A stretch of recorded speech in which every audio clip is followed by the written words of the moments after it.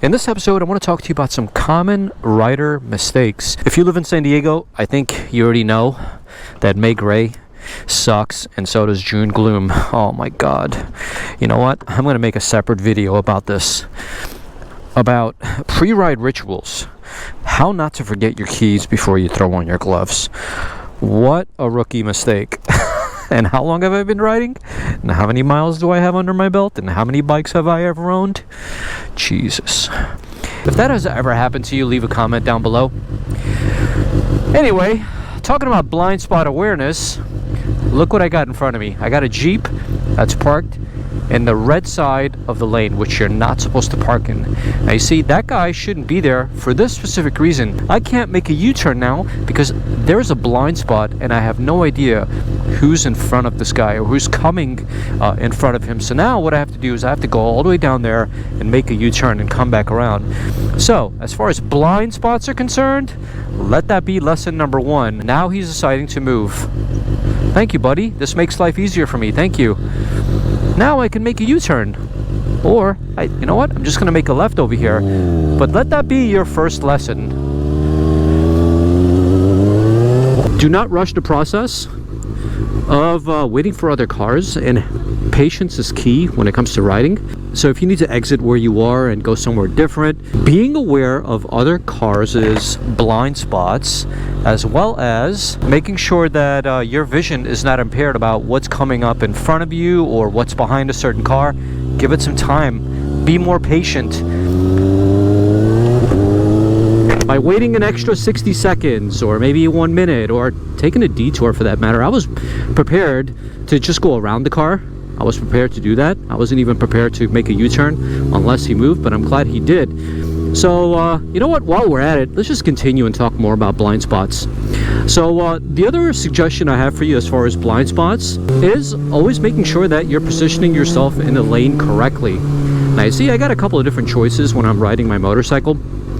I can be on the left-hand side, I can be in the center, or I can be on the right-hand side. Now, you see, most riders, they would probably park themselves this close in the center of the car. Bad idea. Totally a bad idea. Number one, you're way too close to that guy. Somebody can come from behind. And these days, everybody's on their cell phone or mobile devices, or I don't know, they got gigantic screens in front of them from their vehicles. They could just plow right into you, and you will become the hood ornament of the guy in front of you. You don't want that. So my suggestion is always making sure that you play it smart. Now you see, here in California, we got something called lane splitting. Now you see, we're talking about two different subjects which I decided to talk about, but now they kind of intertwine. So let's go ahead and talk about lane splitting and blind spot awareness, because I think because they're intertwined and because they follow each other very closely, it makes sense to talk about both of them at the same time. But here in California, as I mentioned before, we have lane splitting. Lane splitting is totally legal. I like the lane split because, number one, it saves me tremendous amount of time. Like, look at this. This is ridiculous, guys. From here all the way to the light, we got, I don't know, what is this, like a 20-car pileup? This is redonkulous, okay? I know I'm not supposed to be doing this, but I am going to cross the white line and try to get to the center because, number one, it's safer for me, and number two, this right here is another lane that's not being used. Now here in California, be very, very careful of the right lane because the cars can open up their doors at any time. But I just saved myself a ton of time right now. But you can't be a lane splitting Karen, okay? Becoming a lane splitting Karen is something very real because I used to be one in the beginning. These guys are pretty cool because he's moving over to the right, and this guy potentially wanted to move to the left but didn't do it. But most of the time here in California, people get out of your way, and what I like to do is as I lane split, I like to put my hazards on.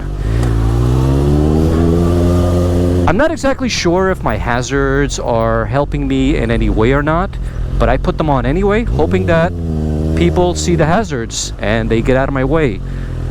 Now here in California, cars on the left are supposed to get out of your way, but not all the time. So sometimes when you're lane splitting, patience is key. Give them enough time to actually see you, make yourself visible. Sometimes what I like to also do is I like to give a couple of rev bombs. And I know in my previous video I said you shouldn't rev bomb, but what I didn't mean is not to do it to get other people's attention. What I did mean is at a red light, you know, once in a while, vroom vroom, yeah, it does sound good, but I'm talking about like 15k RPM bombs, okay? I'm not necessarily talking about the once in a while vroom vroom or doing it so this way you can get the guy's attention or people's attention so they can get out of your way, because either you can do the whole vroom vroom thing, okay, which people may or may not hear, or you can do the honk thing. Your safest bet, which is common and people are definitely going to know what you're doing, is using your honk. But using your honk or a vroom vroom method, you know, like that, can kind of signal that, hey, I'm coming through, let me go. Especially if you're close to them, like if two cars are next to each other, that will signal to the cars that you are coming ahead and that you need to pass. But yeah, if your motorcycle has hazard lights, if you're lane splitting and lane splitting is legal in your country or in your state, wherever you live, then putting on your hazard lights definitely help out. One thing I was shocked about when I was doing the research for this video is that in California, there are no speed limits when it comes to lane splitting. Like, trust me, I looked everywhere. Even the whole Google AI thing told me that there are no speed limits for California when it comes to lane splitting. I always thought that you couldn't lane split past 30 miles an hour, but apparently you can, because people do it all the time in highways. Just because there are no speed limits with lane splitting doesn't necessarily mean that you should be lane splitting at like 90 miles an hour like you see Mr. Jixabra and some of these other YouTubers do it online. I don't know how they get away with it. Well, I guess he and others have got arrested for it, but they continue to do it anyways. It's good for views, and hey, I mean, they're not locked up for life, right? So they get a slap on the wrist and then they're let go. But anyway, just because your favorite YouTubers do it doesn't mean you should. Safety always first. These guys are exceptional riders. I mean, honestly, even though they're squids, in my opinion. But anyway, the only law that I've seen here in California is that you shouldn't be doing more than 10 miles an hour than the other cars who are also splitting lanes. That is the only rule that I've read about. One thing I like to do is I like to look at their mirrors, their people's side mirrors. Looking at their side mirror tells a lot about them, because you can see who's actually looking down on their phones. That's how I can tell if anybody's watching or not. Usually when they're on their phones, it's a bad idea. And I typically like to stay away from that person as far as possible. So that's another hack for you when you're driving. Don't be behind people because you can't really tell what they're doing.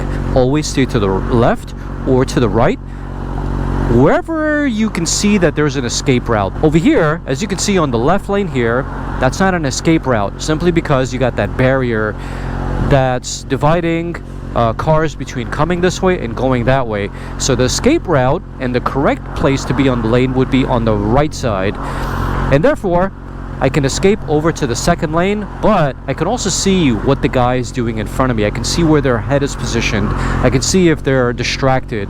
I know it's like milliseconds here and there that I get to see their face, but that tells me everything. But if you're directly behind them, that's impossible to see.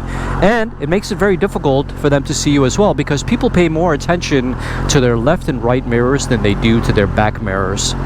Anyway, that was blind spot awareness as well as lane splitting. Those two are intertwined. We took care of them. Now let's move on to distractions. I mean, I really shouldn't even be talking about this one because it should be pretty obvious, but if you got one of these motorcycles that I'm riding, the only thing that you should be listening to, which is the best thing in the entire world, well, next to a couple of other things that I'm sure you realize are better sounding, wink wink, but your motorcycle's engine sounds absolutely incredible no matter what it is that you ride. And I know I'm gonna get a lot of hate for this, but come on guys, we ride motorcycles. These things have a tremendous amount of power. Be present, Be in the moment. Do not be distracted when you're riding your motorcycle. Leave the headphones at home. I know everybody spends a tremendous amount of money on these expensive earbuds from Apple. I don't even have one of those things. Believe it or not, I'm old school. I still have my wired ones from like 5 or 7 years ago. But anyway, don't turn on the Cardos for music. Don't talk on your phone. Don't send text messages via Siri. Be present, be in the moment, be undistracted when you're riding your motorcycle. It's already as bad as it is, okay? You got drivers that are distracted. Why would you want to be distracted along with them? By staying present, by staying in the moment, not only are you more aware of the road, but you get to have less close calls. You get to have less oh shit moments. And you get to play the victim a lot less in case there's an accident. Now, if you're traveling for work, and you got an hour ride and all you're doing is staying in the left lane and you're doing a comfortable 60-70 miles an hour following the guy in front of you, okay, I totally understand. This is a daily thing for you, and yeah, it gets boring as hell riding in the same lane for like an hour until you get home. Totally get it. But if you're like me and you ride only for pleasure, then make your motorcycle number one, okay? Give it 100% of your attention and enjoy the moment, enjoy the outdoors wherever you ride, enjoy the freedom that comes with it, because freedom is pretty much being in the moment. Freedom is pretty much twisting the throttle and letting it take you wherever you want it to. It's not about being distracted and listening to music or talking on the phone. And if you really need to talk on the phone, you can just go to a gas station, park your motorcycle, get on the phone. I know things are very, very important for people. Text messages are important. You need to make sure that you communicate with family about important things and work and whatnot. But when you're riding, make sure that those things are already taken care of, so that when you're riding, you're focused on the ride, not on anything else. And I know I'm gonna get hate for this one because a lot of people like listening to music, but all I'm trying to say is be safe on the road and less distracted, and the rest is for the birds. Alright guys, now I want to leave you with a couple of defensive riding techniques, and I really hope you found some of these tips helpful, and if you have, please don't forget to give the video a like and also subscribe to the channel. And while you're at it, take a look at my motorcycle mastery course down below. It's designed for new as well as returning riders. So if you want to take your skills to the next level, make sure to go check it out. What I'm going to do now is I'm going to position myself in the left-hand lane. This is another thing that I do as part of my defensive riding. And the reason why I do that is because the guy on my left-hand side as well as the guy on my right-hand side can see me on their side mirrors. And so if I stay on one side of the lane, like either on the left or the right side, then only one of them can see me. But if I stay in the middle, both of them can see me. This guy got out of my way, thank you very much. Give him the peace sign.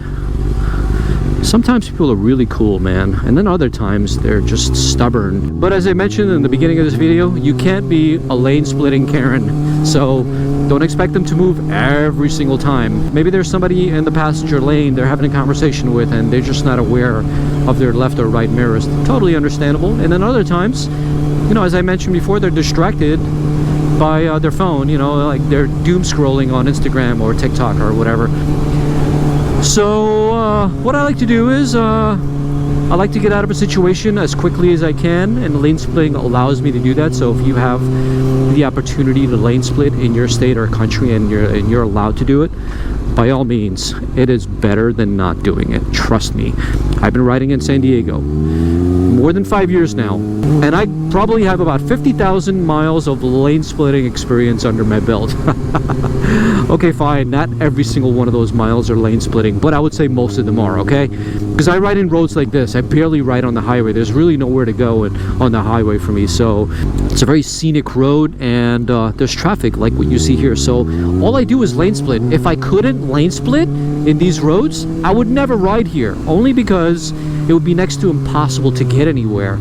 So not only is lane splitting super safe, because you're in between cars and no one can smash behind you, but it also saves you a whole bunch of time. But there's a right way and a wrong way of doing it, as we talked about in the beginning of this video.